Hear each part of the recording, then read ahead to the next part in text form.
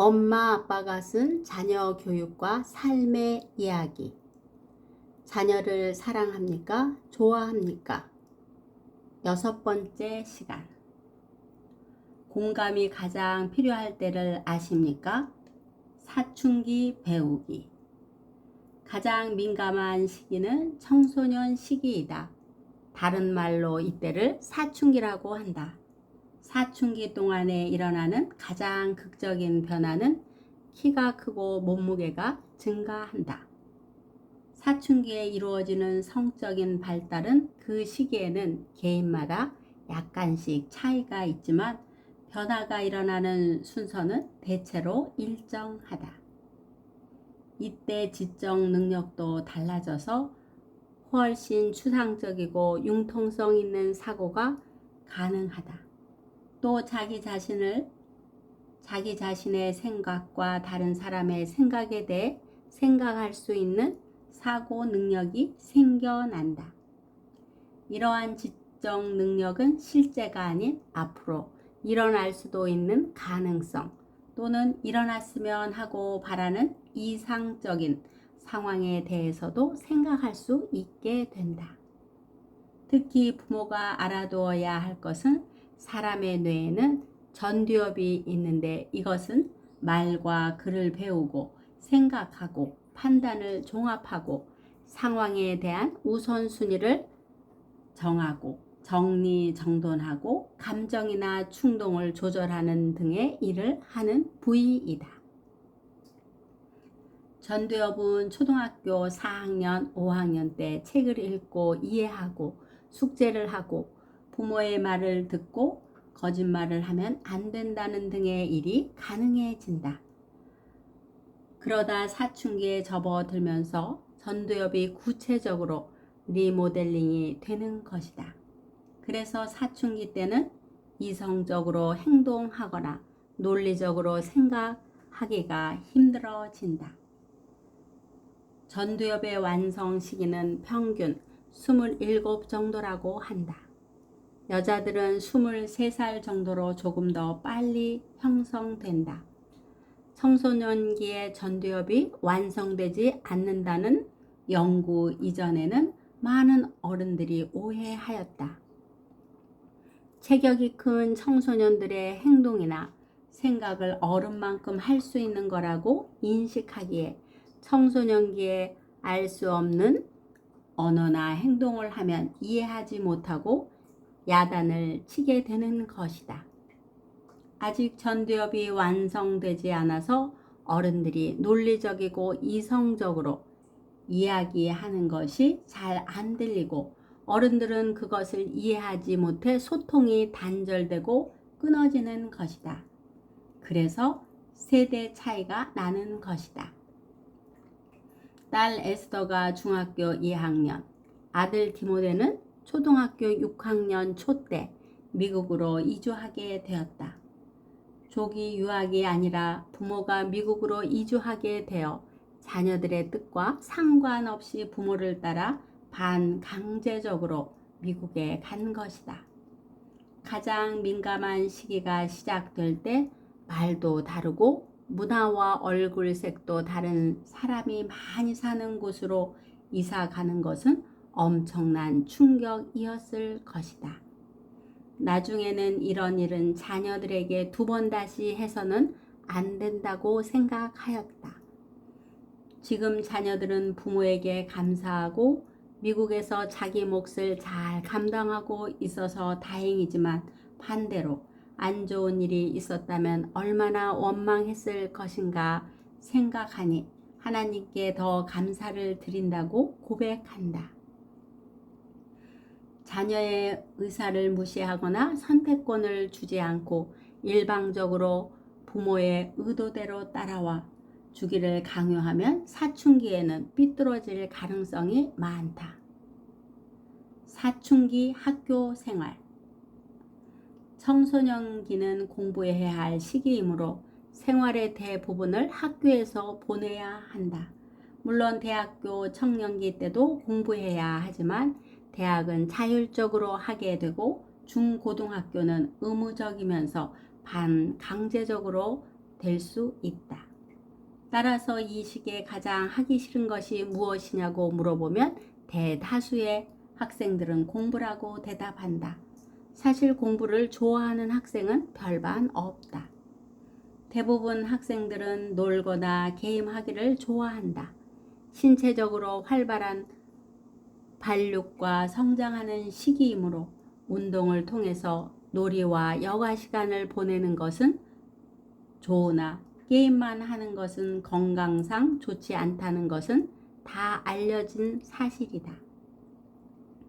컴퓨터와 특히 스마트폰 때문에 많은 학생들이 게임 중독에 빠져 있다. 당연히 부모들은 걱정하게 되고 잔소리를 할 수밖에 없게 된다. 학업 성적에 대한 중압감과 부모들의 잔소리, 친구들과의 관계 등이 맞물려 심한 스트레스를 받아 돌출 행동을 하게 되는 중2병이 생겨난 것이다. 중2병을 탓하기 전에 어떻게 자녀들의 학교 생활을 도와줄 것인가를 생각해야 한다. 부모가 바른 방향의 이야기를 하더라도 잔소리로 듣는 학생들을 위해서 부모가 알아두어야 할 것이 있다. 학원을 보내서 성적을 올리려는 강제 교육과 학원을 통해 선행 학습을 하면 잘 따라가 줄 것 같은 부모의 기대치 아래에 있는 학생들은 버거워하게 된다. 하지만 선행 교육이나 강제 교육으로 인해 스트레스를 받으면 과잉 학습 증후군이 되어 돈과 공을 들여도 성적이 오르는 데는 효과가 적다. 뇌 연구에 의하면 공부한 것을 12시간 안에 다시 복습하고 반복해야 장기 기억에 저장된다고 한다. 우리 학생들은 학교에 가서 공부한 것을 집에 돌아와 복습할 시간도 없이 다시 학원에 가고 학원에서 공부한 것을 복습할 시간이 없이 다시 학교에 가고 있으니 장기 기억으로 남은 것이 별로 없어 효과가 적다는 것이다. 그래서 시험 기간이 되면 장기 기억에 남아있는 것이 없기에 열심히 학원에 다녔어도 새롭게 공부를 해야 하기에 학생들의 성적에 효과가 적은 것이다. 핀란드에서는 학습과 복습을 잘 반복하게 하므로 학원 교육보다는 스스로 공부할 수 있는 장을 마련해 준다고 한다. 한국 부모는 공부를 하라고만 했지 왜 해야 하는지를 알려주지 않는다. 또한 인터넷 게임이나 스마트폰 중독이 공부를 방해하는 요인이다. 초등학교 시절에 게임에 빠져들면 전두엽 발달에 문제가 생겨 중학교에 가서 창의성을 잃어버려 자기 의사표현 능력이 부족해져서 공부의 흥미를 잃어버린다. 동기부여, 집중, 계획성, 또 인간성과 도덕성을 형성해가는 전두엽이 게임 중독이 되면 발달하지 못한다. 그 결과 인간성, 도덕성, 상실과 ADHD, 주의력, 결핍, 과잉 장애로 나타날 가능성이 높다는 연구 결과가 있다. 어릴 때부터 잘 조절할 수 있는 규칙을 세워 함께 노력해야 한다. 또한 이때 자녀들에게 게임보다 더 좋은 대안을 제공해야 한다. 그것은 부모 자신이며 부모의 시간을 내어주는 것과 관심으로부터 시작된다. 관심과 질문. 딸 에서는 한국에서 중학교 1년을 마치고 2학년에 올라가자마자 미국에 왔다. 나중에 안 일이지만 미국에서 한 학년을 낮추어 보내도 되는데 알지 못해 그냥 2학년에 입학시켰다. 영어를 중1 때 알파벳만 배우고 미국에 왔으니 얼마나 답답했을까. 지금 생각해보니 정말 미안한 마음이 많다. 미국은 영어를 몰라도 일단 모든 수업에 동참시킨다. 다만 영어 시간에만 자기 수준에 맞는 이솔이라고 불리우는 기초반으로 간다. 따라오지 못해도 영어를 자꾸 듣게 하는 것이다. 한국에서 온 학생들은 영어를 못해도 수학은 미국 학생들보다 잘한다. 한국 교육이 얼마나 열성적인가를 잘 보여주는 대목이다. 하지만 다른 과목들은 얼마나 힘들었을까 생각하니 마음이 짠하다. 하루는 딸이 학교에서 일찍 돌아왔다.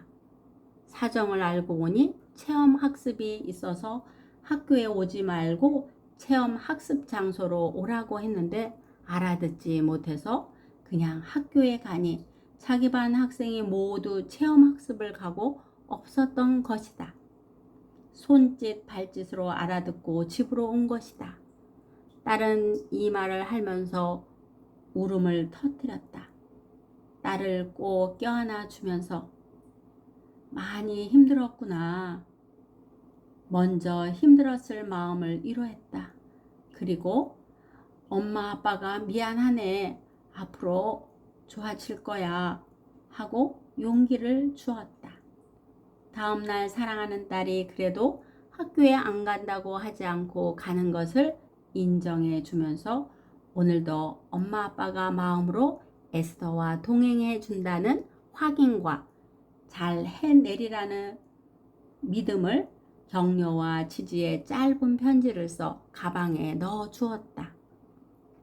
학교에서 돌아와서는 엄마 고마워, 오늘 잘했어 라고 말하는 딸을 꼭 안아주면서 딸이 잘 이겨내는 모습이 대견하고 감사했다. 어릴 때부터 늘 학교에서 돌아오면 공부 잘했니? 싸우지 않았니? 보다는 학교 생활에서 어떤 일이 있었니? 좋은 일은, 혹 힘든 일은, 선생님께 무슨 질문을 했니? 등 스스로 생각하고 학교 생활을 말할 수 있도록 했었다.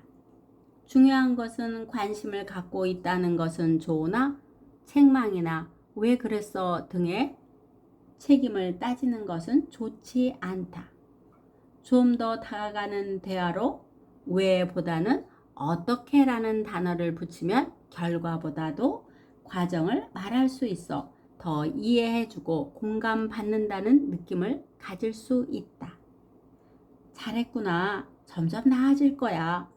해낼 줄 알았어. 등의 구체적인 내용과 함께 격려와 칭찬해 주는 것이 필요하고 중요하다. 모든 칭찬이 같은 효과를 내는 것은 아니므로 결과보다 과정을 칭찬해야 효과가 더 좋다. 칭찬은 특히 뇌 발달에 긍정적인 자극을 주고 잠재 능력이 개발되고 폭력적이거나 충동적이 되는 것을 막는다고 한다. 자녀들에게 칭찬을 하기 위해 관심을 가지고 질문하며 대화를 해야 한다. 학교 생활의 동참. 학교에서 행사를 하거나 자녀에 대해 상담할 일이 있으면 학교로 부모가 와주기를 원할 때가 있다. 하지만 부모들은 바쁘다는 핑계로 가지 못한다. 자녀를 사랑한다면 자기를 희생해서라도 학교 생활에 동참해야 한다. 자녀들이 초등학교 다닐 때 교회 일로 분주하여 시간 내기가 어려워도 일일 교사가 필요하다고 연락이 오면 일부러 시간을 쪼개어 참여하였다. 그때 자녀들은 친구 관계나 학교 생활에서 좋은 역량이 되어 잘 적응할 수 있는 에너지가 되는 것을 체험했다. 아들 디모데는 초등학교 6학년 때 미국에 가게 되었다. 아들은 자기 학년인 6학년에 보냈으나 적응하는 데 빨랐다. 나이도 어리고 학업도 중학교보다 쉽기 때문이라 생각했다. 하루는 아들이 학교에서 돌아와서 자기가 인터내셔널 데이 행사에서 합창단이 아리랑을 부르는데 지휘를 맡았다고 하는 것이 아닌가. 우리 부부는 깜짝 놀랐다. 학교에 간 지 몇 달밖에 안 되었고 키도 작고 잘 적응할지도 걱정했는데 정말 기뻤다. 디모데 장하구나. 우리 아들 대단해요. 하나님이 도와주셨구나. 디모데는 잘 해낼 거야. 우리가 기도할게. 격려와 칭찬을 아끼지 않았다. 드디어 발표하는 날 우리 부부는 모든 일을 뒤로하고 학교에 가서 아들이 지휘하는 한국 민요 아리랑을 들으면서 눈물을 흘렸다. 조국을 떠나 미국 땅에서 울려 퍼지는 미국 학생들이 한국말로 부르는 아리랑은 가슴을 찡하게 하고도 남았다. 모든 순서가 끝나고 학교 잔디밭에서 열린 다과 시간에 담임 선생님을 만나 인사를 나누고 부족한 영어지만 열심히 감사하다는 말과 부탁한다는 말, 칭찬하는 말 등으로 계속 이야기했다. 선생님도 디모데가 온 지 얼마 안 되었지만 잘하고 있다고 칭찬해 주니 정말 기쁘고 행복한 날이었다. 부모들이 직장에 다녀서 학교에 참석해야 할 시간을 낼 수 없을 때는 정확한 상황을 설명해 주고 다음 기회에는 꼭 갈 것을 약속하고 지켜주는 일도 필요하다.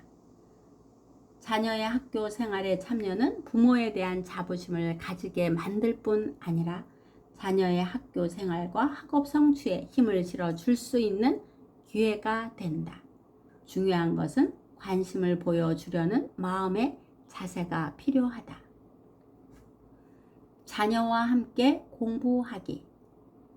학교는 학생들의 학업 발달을 위해 숙제를 내준다. 이때 숙제를 함께 하면 좋다. 그러나 숙제를 대신해주면 안 된다. 엄마가 안쓰러워서 숙제를 해준 경험이 있는데 절대로 학업에 도움이 되지 않았다. 자기가 할 일을 부모에게 의지하는 모습을 보이기도 했다. 중고등학교 숙제는 부모가 모를 수도 있다. 그럴지라도 옆에서 같이 공부를 해야 한다.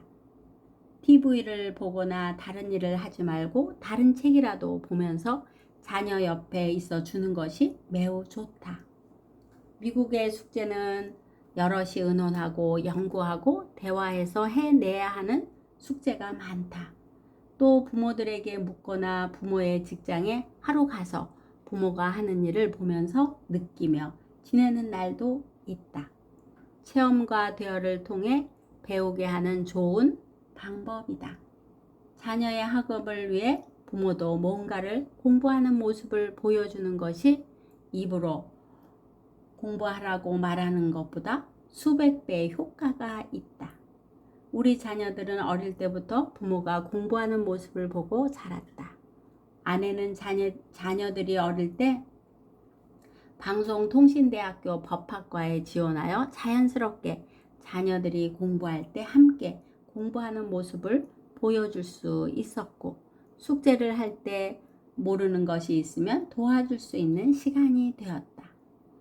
딸이 결혼하여 미국에서 태어나 살고 있는 손주들에게 할머니, 할아버지와 대화할 수 있도록 하고 싶다면서 한글을 가르쳐 주었단다.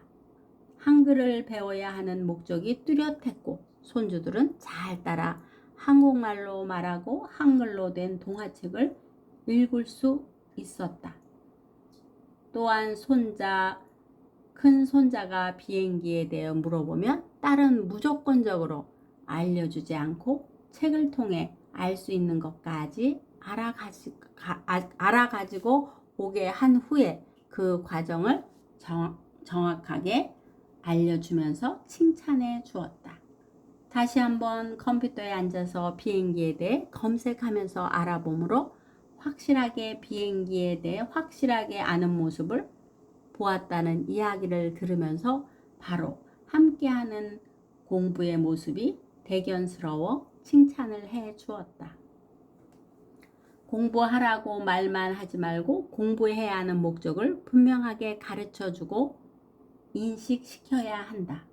성적을 잘 내서 좋은 대학에 들어가야 대기업에 들어가서 돈을 많이 벌 수 있다는 식의 목표는 잘못된 것이다. 특히 법조인, 의사 등의 직업을 요구해서도 안 된다. 자녀에게 목표를 설정하고 스스로 실천해 나가도록 자신감을 길러주는 부모의 역할이 중요하다. 진학 문제나 진로 선택에 대해 자녀와 협력하여 계획을 세우는 것이 중요하다. 자녀의 적성에 관심을 가지고 자신이 희망하는 진로에 존중을 하면서 적절한 조언이 필요하다. 부모의 양육은 권위자가 아닌 조력자가 되어야 한다. 자기가 좋아하는 일을 하도록 하고 그 일을 하려면 그 분야를 알기 위해 공부해야 되고 나아가 그 일을 하면서 이왕이면 전문가 되기 위해 전공을 하려면 대학에 가면은 더욱 좋다고 말해 준다. 그 다음 그 일을 통해 남을 도울 수 있으려면 무엇을 해야 하는지를 스스로 찾아갈 수 있도록 부모가 조력자가 되어야 한다. 이를 위해 이해와 수용, 애정을 내포한 긍정적인 의사소통을 하도록 노력해야 한다. 신앙의 사람들은 하나님의 영광, 주님의 교회를 위해 공부하고 또 다른 사람을 주님의 이름으로 도와주기 위해 공부하는 것이라고 말해야 한다. 공부해서 하나님께 영광이 되고 공부해서 남주자라고 표어를 책상 앞에 붙여주면 좋을 것이다. 취미생활 만들어주기. 컴퓨터의 활발한 보급으로 컴퓨터가 차지하는 시간이 많아져서 부모들과 갈등이 빚어진다. 청소년에게 놀이문화가 많이 없고 취미활동을 할 기회를 가질 시간이 부족한 것이 현실이다.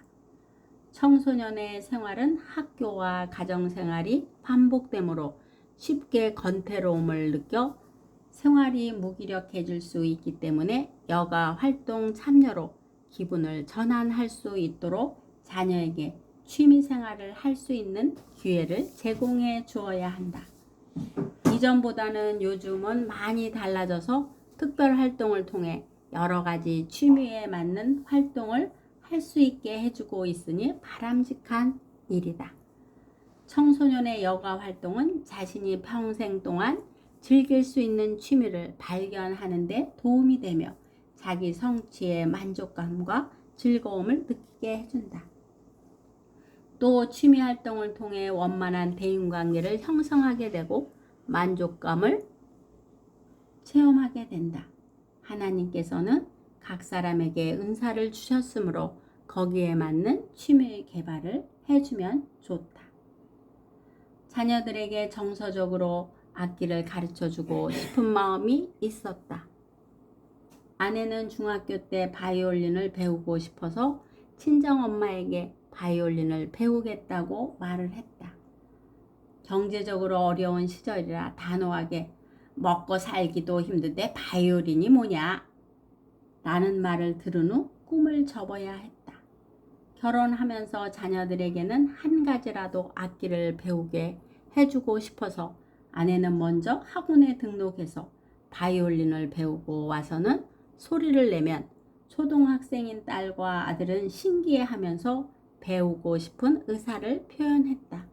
자연스럽게 관심을 가지고 배울 수 있도록 했던 것이다. 그 결과 자녀들과 함께 추수감사절에 넓은들의 익은 곡식을 연주했었다.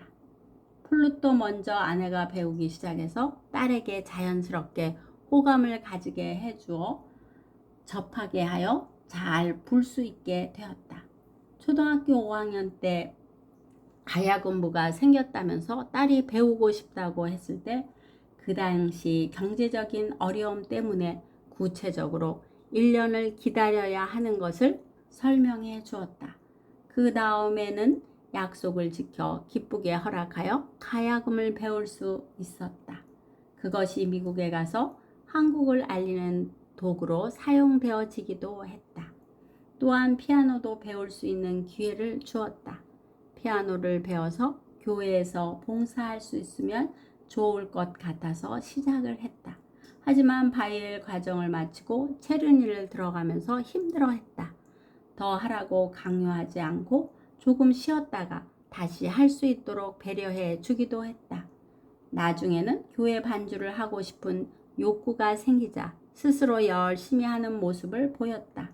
억지로 하는 것보다는 스스로 할 수 있도록 기다려주는 것도 중요하다. 미국에는 초등학교에 입학하면 한 학생이 한 가지 악기를 다룰 수 있도록 교육한다. 따라서 한 가지 악기를 정하고 악기를 구입해야 한다. 돈이 없어도 빌려주는 곳이 있으므로 거의 다 악기를 배운다. 다행히 자녀들이 한국에서 바이올린과 플룻을 배우고 갔기 때문에 큰 도움이 되었다. 다른 가야금을 한국에서 배우고 간 것이 미국에서 요즘 아이들 말로 인기 짱이었다. 가야금이 내는 슬픈 듯 하면서 은은한 소리에 반한 것이다. 잘하지는 못해도 미국인 학생들의 박수에 행복해했다. 딸이 미국 학교에서 한복을 입고 가야금 연주한 것이 소문이 나서 한국에서 가야금 전공을 하고 미국에 이민 오신 분을 만나 가야금을 배우고 많은 도움도 받았다. 이 모든 것이 하나님의 은혜가 틀림이 없다. 아들은 고등학교에 올라가서 아이스 하키부에 들어가 운동을 하겠다고 장비를 사달라고 했다. 아들의 포지션은 골리라서 장비값이 많이 비쌌다. 축구의 골키퍼와 같은 위치인데 아이스하키 골리는 헬멧도 보호 장구가 달려있고 가슴과 무릎 및 정강이까지 가리는 보호대를 사야 했다. 거기다 스케이트와 스틱 포함해서 값이 비싸다. 엄두가 안 나서 중고 장비를 사서 주었더니 하키 선수가 되었다. 나중에는 아들을 차에 태우고 시합까지 따라다니는 부모가 되고 말았다. 아들은 이때 경험을 통해 인내심과 사회성 등 많은 것을 배웠을 뿐만 아니라 부모에게도 자신이 하고 싶은 것에 지지를 해준 것에 고맙다고 말한다. 딸은 고등학교 시절 어느 날 학교 대표인 치어리더를 뽑는데 응시했다고 기도해달라고 부탁을 했다. 우리는 너는 합격할 것이다 격려하며 기도했다. 얼마 후 딸은 치어리더에 합격했다는 소식으로 우리를 놀라게 했다. 백인 학생들과 한 팀이 되어 제복을 입고 응원하는 모습을 보고 감동하며 자랑스러운 마음을 충분히 표현해 주었다. 옛날 초등학교 시절 표준점과 표준 모델이 되려고 할 때도 딸의 자질을 키워주고 싶어서 기쁘게 허락을 해 주었다. 합격 통지가 왔고 표지를 찍을 때 우리 부부는 함께 동참하면서 격려와 지지를 아끼지 않았다. 청소년기에 부모의 후원과 지지와 동참은 살아가는데 자존감을 높여주고 자신감을 넣어주는 기회가 되었다.